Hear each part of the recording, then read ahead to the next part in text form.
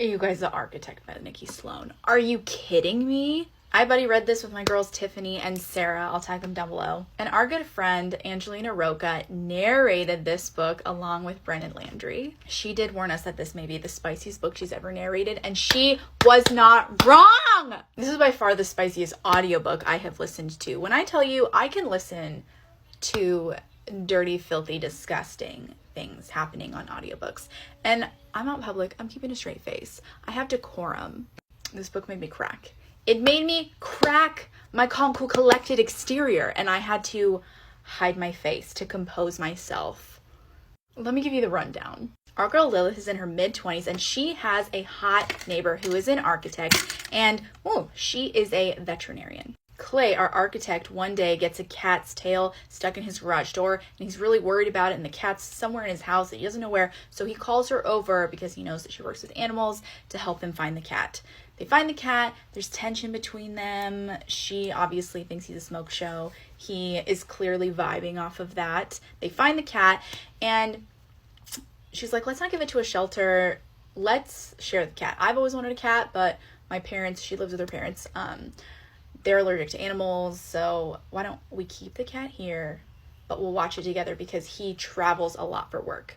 While she's cat sitting / like co-cat parenting, the cat runs off because she hears a crash in the downstairs basement, and this is kind of like his sanctuary, and it's a place she's never been. So she wasn't snooping, she was just like, oh, there could be an issue down there because she's been staying at his house. So she goes to check and finds a bunch of custom-made sexy furniture.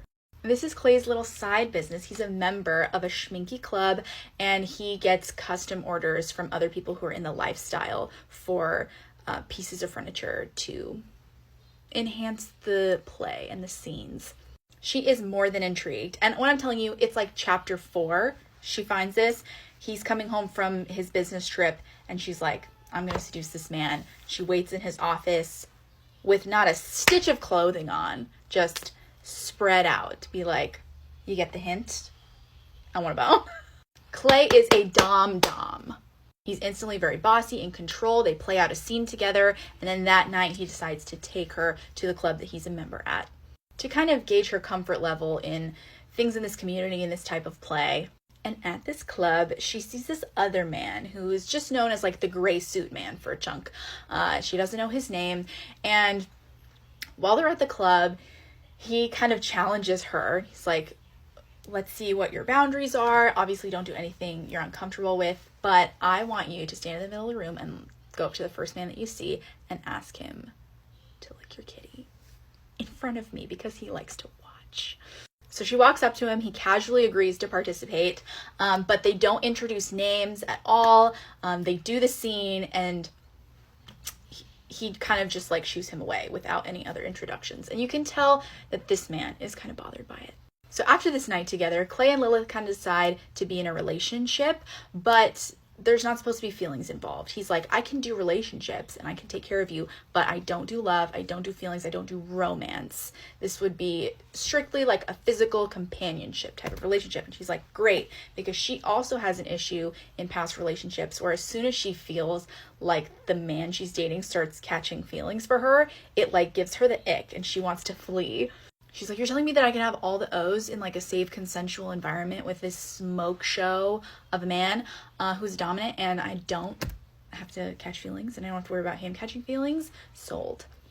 But then Clay has to go on a work trip because things go wrong with this project he's working on, and he's kind of stuck out of town at this job site. He's like, oh, we just started this relationship. He's so eager to start the play that he comes up with this brilliant idea to bring the gray suit man back into their dynamic. And she's been like staying at his house while he's been gone. So they're on FaceTime, and he's talking about ways that they can maybe participate in scenes together while he's out of town. And she's like, show me your idea. She hears a knock at the door. She opens it, and the gray suit man is there. And he says, this is Mr. E. She knows that that's not his real name. And he has not given Mr. E her real name and says, this man is going to be my stand-in, basically my surrogate, and he is going to dom you for me. You guys are not allowed to talk to each other. You're not allowed to kiss on the mouth. He is truly there just to be my body and to do as I say to you. And at first, she's super into it. Mr. E seems super into it. And this arrangement works really well for them for a certain amount of time. The only kind of things that clash is that Clay and Mr. E, who you end up finding out his name is Trent, they have clashing dominant styles. So Trent was trained by Clay, and they're actually like best friends in real life. But Clay is such a stickler for like plans and control that he really wanted to have these rules that everyone followed, and he felt like that was the only way that the dynamic was going to work to his expectations and within the bubble of his control. But that control starts to feel a little too constricting for Lilith and Trent, especially like the more they interact in these scenes, the more they kind of start to like develop feelings for each other. Not just her and Trent, but like for all of them. I'm just going to straight off the bat say this is a throuple book. It's not a love triangle. It's not like a who will she pick. There were at certain times where the men were confused about what they really wanted and thought that maybe she would have to pick between them. But just, you know, I don't like going into surprises. If it's comes off like it's going to be a love triangle and it's like, surprise, it's polyamory, that's actually a trope that bothers me. But I went into this with eyes wide open. I knew they were all going to be together. So for you spoiler sleuths like me, just know it does end in polyamory. So one night after a scene where Clay was kind of being a dick and he did a lot of denial, Trent was also really upset because that's like one of the reasons he's there. He loves to like give pleasure. And they still at this point were not allowed to talk to each other, Trent and Lilith. Clay's still out of town. He's still just on FaceTime. So as soon as she gets off FaceTime with him, Trent actually never left. And there's so much tension heightened from the scene that they had just done together where no one got satisfaction, that they break the rules. They kiss, and it's fire, it's electric, it's steamy, and they do it, just the two of them, which is also very much against the rules. What they didn't realize is that Clay has security cameras set up all over his house, so he absolutely knew it was going to happen. And I think somewhere in his subconscious, he set them up for failure, kind of knowing that it was going to happen and just kind of wanting to see how it played out. And that was his like crazy way of thinking that he had control of the situation. So anyway, he comes back from his business trip early because of the situation and says, surprise, I actually have feelings for you and I want you to pick me instead of Trent. He was kind of my stand-in all along. This wasn't supposed to happen.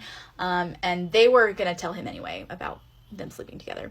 Trent is also like, I think I'm falling in love with you, Lilith, and I think you should pick me because I'm more emotionally available.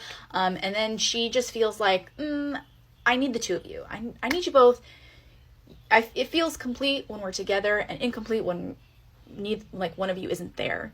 They do some scenes together. Hot. Because it's like two doms kind of like battling for top dom, and it's just, it was hot. So hot to see. And the narrators, you guys, the narrators, Angelina and Brennan, she just sounds like a corn star. She just does.